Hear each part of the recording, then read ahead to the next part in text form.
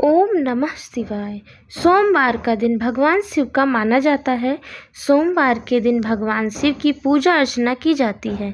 अगर आप सोमवार का व्रत रखते हैं तो उस दिन भगवान शिव का पूरे विधि विधान से पूजन करना चाहिए। साथ ही व्रत का पूरा फल प्राप्त करने के लिए सोमवार की कथा पढ़नी या सुननी चाहिए। नमस्कार, भक्ति भजन चैनल में आपका स्वागत है। अब हम सुनेंगे आगे की कथा। पौराणिक कथा के अनुसार एक समय की बात है, किसी नगर में एक साहूकार रहता था।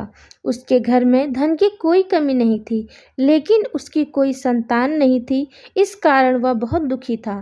पुत्र प्राप्ति के लिए वह प्रत्येक सोमवार व्रत रखता था और पूरी श्रद्धा के साथ शिव मंदिर में जाकर भगवान शिव और पार्वती जी की आराधना करता था। उसकी भक्ति देखकर एक दिन माता पार्वती प्रसन्न हो गईं और भगवान शिव से उस साहूकार की मनोकामना पूर्ण करने का आग्रह किया।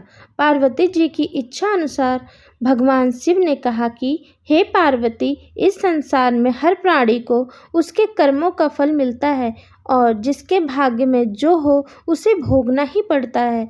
लेकिन पार्वती जी ने साहूकार की भक्ति का मान रखने के लिए उसकी मनोकामना पूर्ण करने की इच्छा जताई।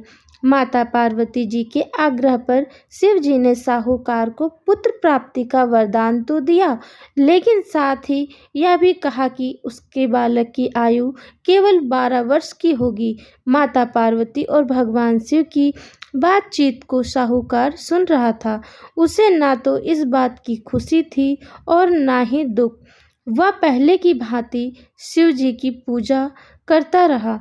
कुछ समय के बाद साहूकार के घर एक पुत्र का जन्म हुआ। जब वह बालक 11 वर्ष का हुआ तो उसे पढ़ने के लिए काशी भेज दिया गया।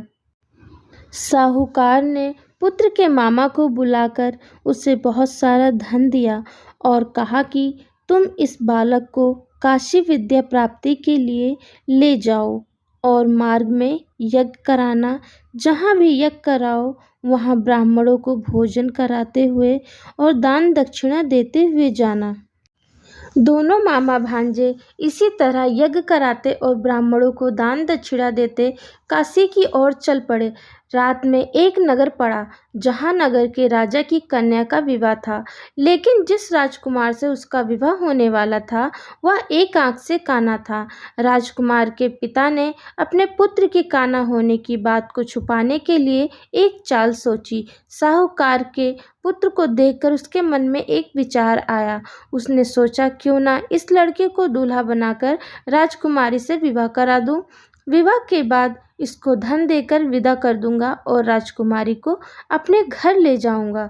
लड़के को दूल्हे के वस्त्र पहनाकर राजकुमारी से विवाह करा दिया गया। लेकिन साहूकार का पुत्र ईमानदार था। उसे यह बात न्याय संगत नहीं लगी। उसने अवसर पाकर राजकुमारी की चुन्नी के पल्ले पर लिखा कि तुम्हारा विवाह मुझसे हुआ है, लेकिन जिस राजकुमार के साथ तुम्हें भेजा जाएगा वह एक आंख से काना है। मैं तो काशी पढ़ने जा रहा हूँ। जब राजकुमारी ने चुन्नी पर लिखी बातें पढ़ी तो उसने अपने माता पिता को यह बात बताई।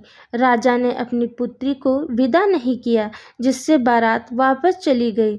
दूसरी ओर साहूकार का लड़का और उसका मामा काशी पहुँचे और वहां जाकर उन्होंने यज्ञ किया। जिस दिन लड़के की आयु 12 वर्ष की हुई उसी दिन यज्ञ रखा गया। लड़के ने अपने मामा से कहा कि मेरी तबीयत कुछ ठीक नहीं है।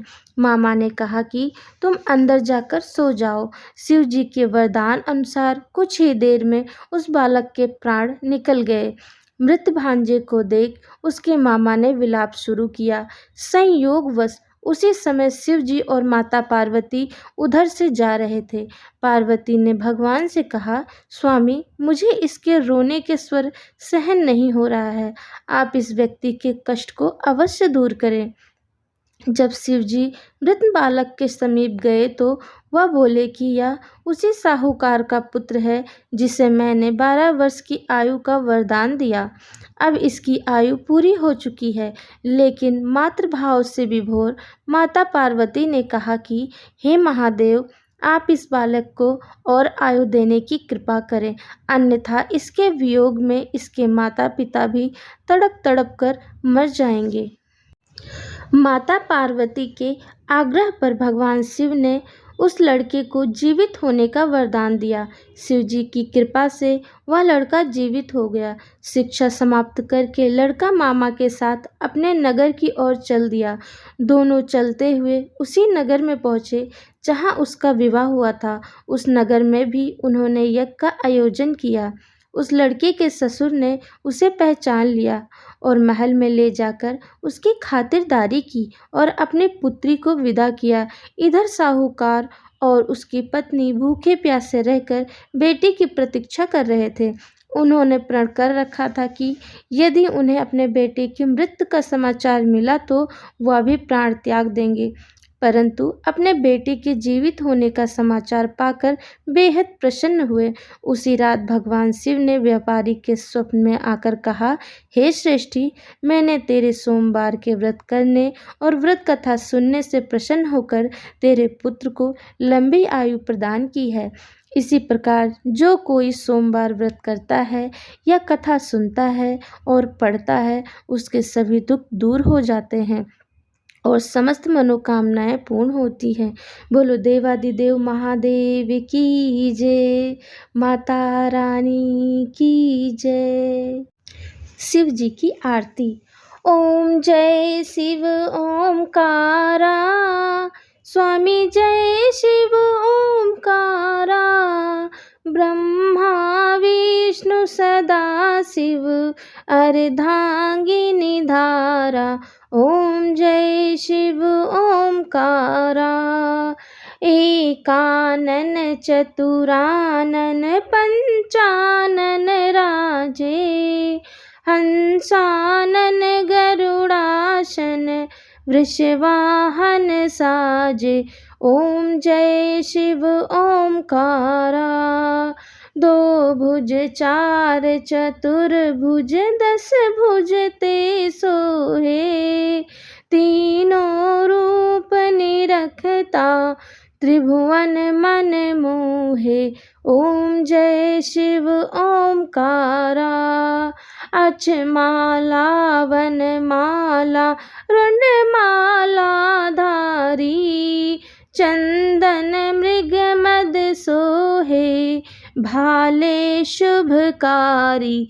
ओम जय शिव ओमकारा, श्वेतांबर पीतांबर बाघांबर अंगे, सनकादिक ब्रह्मादिक प्रेतादिक संगे। ओम जय शिव ओमकारा, कर के बीच कमंडल चक्र त्रिशूल धरता, जग करता जग हरता, जग पालन करता। ओम जय शिव ओमकारा, ब्रह्मा विष्णु सदा शिव जानत अविवेका, प्रणवाक्षर के माधे ये तीनों एका। ओम जय शिव ओमकारा, त्रिगुण शिव जी की आरती जो कोई जन गावे, कहत शिवानंद स्वामी रटत हरि हर स्वामी, मन वांछित फल पावे। ओम जय शिव ओमकारा, ओम जय शिव ओमकारा, स्वामी जय शिव ओमकारा, ब्रह्मा विष्णु सदा शिव अर्धांगिनी धारा। ओम जय शिव ओमकारा, कर्पूर गौरम करुणावतारम, संसार सारम भुजगेन्द्रहारम, सदा वसंतं हृदयारविंदे, भवं भवानी सहितं नमामि। कथा आरती अच्छी लगी हो तो प्लीज़ एक लाइक ज़रूर करें। धन्यवाद।